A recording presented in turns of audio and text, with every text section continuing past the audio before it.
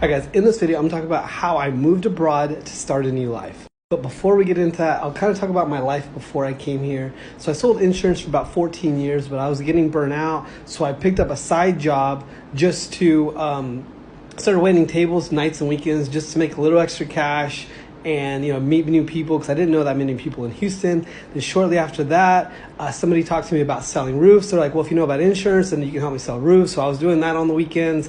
So I was really just working three part-time jobs, but I wasn't happy at either one of them. But I mean, I actually did like the waiting tables, but like I said, it was just kind of for fun, and I really didn't care.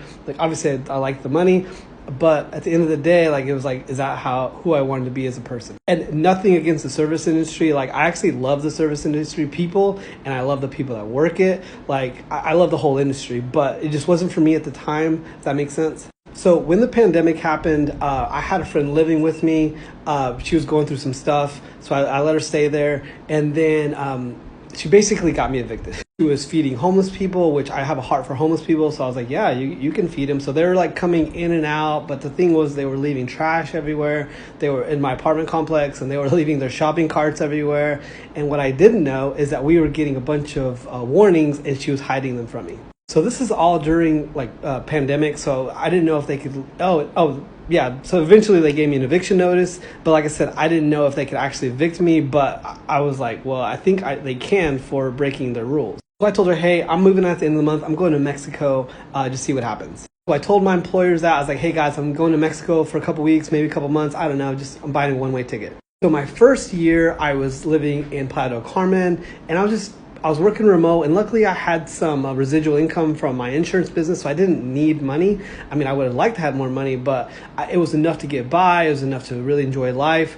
But like I said, I was just kind of living there, but I wasn't working or doing anything like that.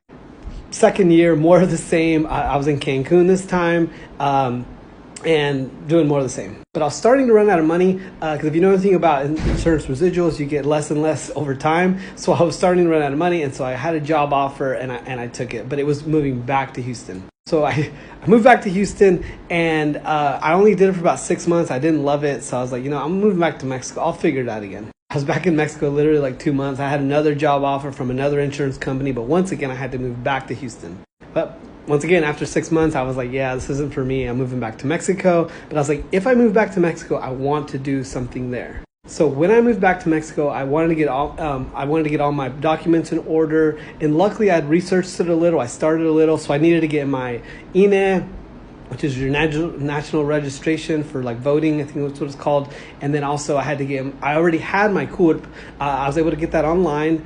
And a lot of stuff you can get online for free, or you can get for free, and most of it's online, like your CURP, your RFC. Your RFC, you do have to show up in person so they can verify your information.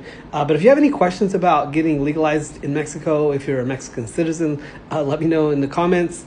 As a Mexican-born person, then I can help you out a little bit with that, but I don't know anything about immigration or any of that other stuff if you're not Mexican-born. But yeah, I started the process with that. It did take a couple months, but it was free.